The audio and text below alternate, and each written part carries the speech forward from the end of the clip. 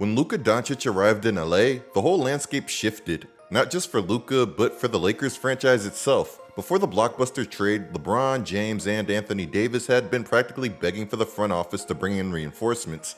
They snagged Dorian Finney-Smith last December, but after that things got quiet. Way too quiet for the liking of Anthony Davis and LeBron James. And the more quiet things got, the louder that these two got. The Lakers weren't hopeless or anything, but every player from LeBron to AD down to the last man on that bench knew that they weren't a team that was built for postseason basketball. After a January 19th loss to the Clippers, JJ Redick admitted that this Los Angeles Lakers team didn't have a large margin for error. In other words, he believed that they had to play nearly perfect basketball if they wanted to win because their roster wasn't good enough. Like his coach JJ Redick, LeBron James pointed directly at the team's roster construction, saying that with the way that the Lakers were built, that they had no margin for error. They literally had to play perfect basketball. This is the part where I say something about this sounding like a broken record, but broken record or not, what they were saying was most definitely true. As the trade deadline crept closer, LeBron James and his camp went full LeBron James, applying pressure, turning up the temperature, and making the Lakers front office feel the heat. Quick flashback. It was legendary when Bron cranked up the pressure cooker on Lonzo and those young Lakers back in 2019, publicly shouting out, "Where's Shams? Where's Woj?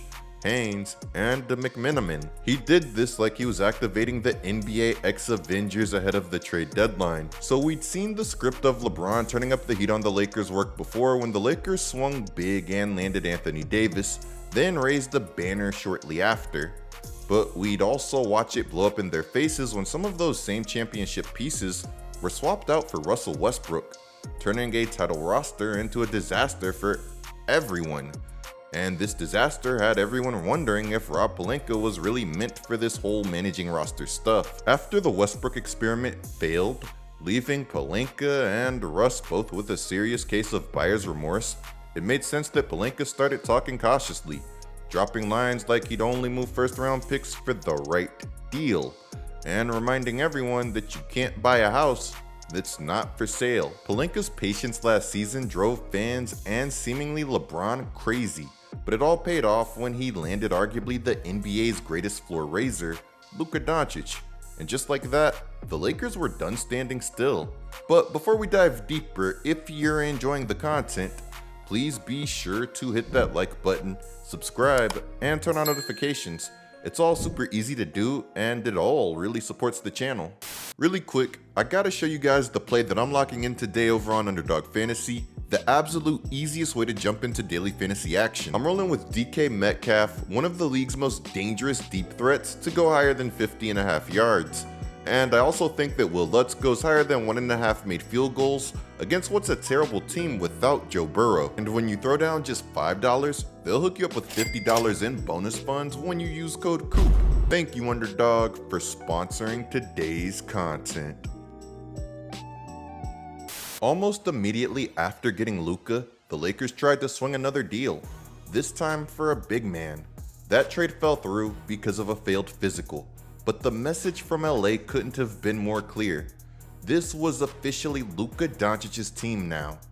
The rumors that the Lakers were already consulting with Luka before attempting to trade for Mark Williams, despite Bron and AD practically shouting for help, only reinforced that point. But after that trade got canceled, the Lakers went back to chilling, and then got dismissed in the playoffs by the Timberwolves. It was a first-round exit, and it was a pathetic first-round exit at that. This is something that Luka Doncic and this Lakers squad wouldn't want to get used to during their marriage. Luka Doncic lives for the spotlight. Pressure is exactly what he was built for. He's not 35 plus like Steph or Bron, but just like those legends, Luka knows that the clock is ticking, and he wants every second to count. And by the way, if you haven't checked out my most recent Warriors video yet, do yourself a favor and go watch that. Trust me, it's a good one. Here's the thing about Luka. For his entire career, he's been dragging teams to victory, often single-handedly. He's not just a floor raiser, he's one of the NBA's greatest miracle workers. I'm halfway convinced that this guy could drag a team of G League All-Stars to the NBA playoffs. This is somebody that was the EuroLeague Final Four MVP, a EuroLeague champion, and the EuroLeague MVP all before he decided to take his talents to the NBA. You think that this is somebody that's going to be content with losing? I didn't think so. On August 2nd, a report surfaced that Luka Doncic had been pushing the Lakers to go all in for a championship right now. Luka Doncic told Pelinka and Redick that he didn't want to wait, that he had a taste of the finals, and that he's going to get back there, and he wants to see what he can do now. We've recently talked about some of the Lakers' offseason moves in my most recently uploaded Golden State Warriors content, and we've also detailed their moves in depth in various Lakers videos. But for those of you who still need a small refresher, life really couldn't have been any easier for the Lakers this offseason, as they've been one of the luckiest teams. But is it really luck when you have a talent such as Luka Doncic in the prime of his career? We talked about this a bit earlier, and I know it was a trade, but why Anthony Davis was drawn to the Los Angeles Lakers was because of LeBron James and, unfortunately, Kendrick Perkins' recruitment skills. But those skills only mattered because of LeBron James. A lot of you guys have no idea what I'm even talking about.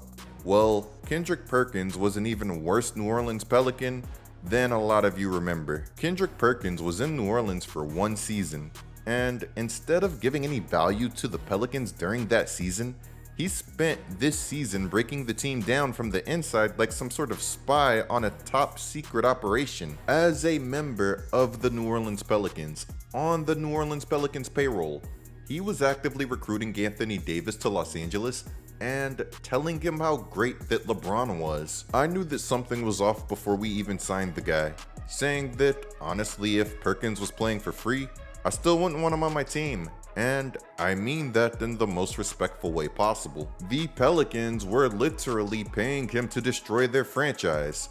This is just some of the things that happen as a Pelicans fan. But regardless, when you have marquee players in the prime of their career, and when you play in Los Angeles, the better your fortune is. This summer alone, despite Pelinka clutching Laravia and Adu, he's really just been chilling again, and it's worked. The Lakers were able to get Marcus Smart and DeAndre Ayton, who both cited Luka Doncic as a reason for coming to town for virtually nothing after getting bought out. Remember, the Lakers didn't have to give up any assets to get these players. They essentially got them for nothing, and that's a large part of what makes the buyout market and having these marquee talents such a cheat code. Picking up talent from the buyout market is cool and all, but what we've really been wanting to find out is whether Rob Pelinka is satisfied yet. And if he's not, then what's next? What are his ideas for completing this roster around Luka Doncic? Well, there's already noise out there. Rumors have been swirling that the Lakers are locked in on Andrew Wiggins, and they've been actively working behind the scenes to make something happen. Here's how NBA insider Mark Stein recently broke it down. Wiggins, who is 30, will earn $28.2 million this season and holds a $30.2 million player option for the 2026-2027 season. I wouldn't have classified him as a potential purple and gold target before Doncic's long-term future was secured, but things are different now. So my sense is that the Lakers would have interest if the Heat, in coming weeks or months, decide to prioritize financial flexibility and look to reduce payroll. These Andrew Wiggins rumors have been floating around for a minute, but lately they've been gaining real momentum. Even Evan Sidery confirmed recently that the Lakers and Heat were locked in trade talks. But just picture that negotiation for a second. The guy who pulled off one of the greatest finesses in recent NBA history sitting across the table from one of the most ruthless businessmen in the game. What could possibly go wrong? In my recent Warriors video, I joked that the Warriors didn't do right by Klay Thompson, but compared to Pat Riley, the Warriors have been out here looking like Mr. Beast with how generously that they've treated their franchise legends. What Pat did to the Flash was terrible. Wade was supposed to be a Miami lifer, but thanks to Pat, he had to go suit up for Cleveland and Chicago.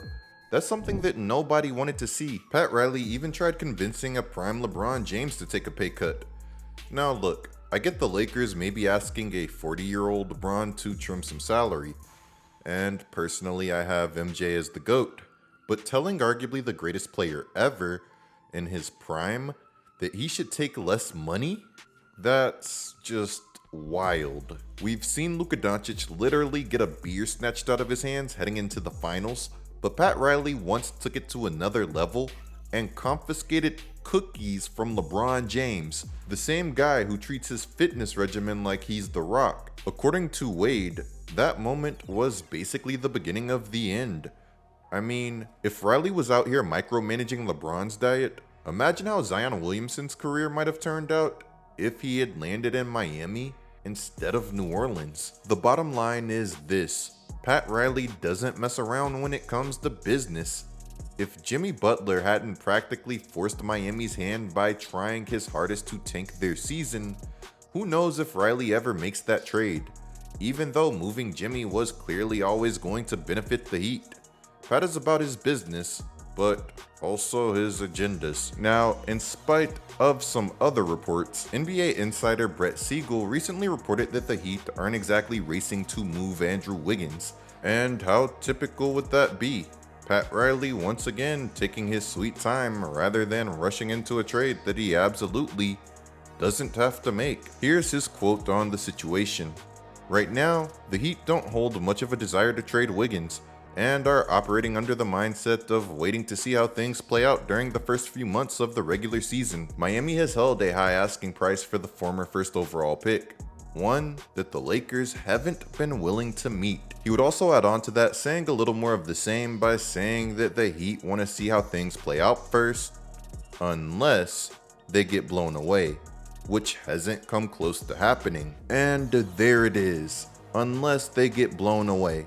Really, Pat? It's like you can see the game inside the game happening right in front of our eyes. He doesn't need to rush into a Wiggins trade right now, but given the circumstances, you have to think that Pat eventually trades Wiggins somewhere. I doubt that Pat really needs to see the Heat fail to realize that this squad isn't built to contend. It's pretty clear that this year will be more about transition and development than chasing a championship in Miami. After trading away one of the league's best floor raisers in Jimmy Butler last season, the Miami Heat went just 12-21, and it's not exactly like this team had some blockbuster offseason. More of the same might be on the way this year. Their biggest offseason splash was acquiring Norman Powell. No Norman Powell slander will be tolerated, as he was nearly an all-star level talent last season. But he's more of a weapon for contenders. He's not the guy who turns a fringe team into a title favorite. He spaces, he scores, he doesn't carry a franchise, which is what this team is going to need if they want to be really good. The East is open, but at best, I still project this team to be one that's fighting to avoid the play-in tournament. And even that might be generous with the recent Tyler Hero news. September 19th, it would be reported that because of an injury that Tyler Hero suffered during an off-season workout, that he would be undergoing surgery on his left foot and would be sidelined to begin the 2025-2026 season. So they're estimating about 8 weeks for Tyler Hero. And Tyler seems to be in really good spirits, as evidenced by his recent IG story, where he says that he's going to tear the league up once he's good. Tyler was crazy good last season, averaging 23.9 points, 5.2 rebounds, and 5.5 assists, making his first All-Star game, and being another one of those guys that was carrying my fantasy team. But I still can't see it with this Heat team. And if they prove me wrong, I'll be the first to admit it. I just think that there's a trade to be made here that would benefit the outlook of both teams, the Lakers and the Heat. Bleacher Report tried to put one of those trades together, so let's talk about it. The Lakers get Andrew Wiggins, Jaime Jaquez Jr., and Drew Timme. The Heat get Rui Hachimura, Dalton Knecht, and a $10 million trade exception. The Nets get Maxi Kleber, a 2026 protected Brooklyn second rounder, $4.6 million, and $2 million. This trade package would be an absolute dream scenario for the Lakers, but there's no chance that Miami picks up the phone for that one. In this scenario, the Heat walk away pretty empty-handed. No picks, no crazy upside, And somehow, Miami manages to downgrade at every spot, while LA pulls off yet another heist. I'm sure that there's a community we can put together some interesting trade offers for Wiggins. So in the comments, let me know what you guys are thinking. Also, let me know if you're thinking bigger than Wiggins.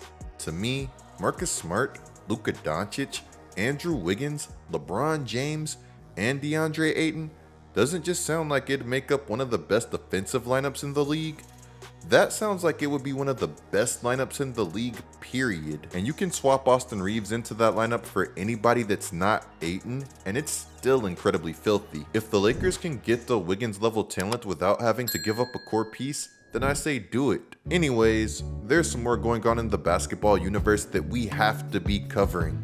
So clicking one of the videos that's on the screen right now is a great way to support this channel. I'm GetLikeCoop, bringing you guys the scoop until our next upload.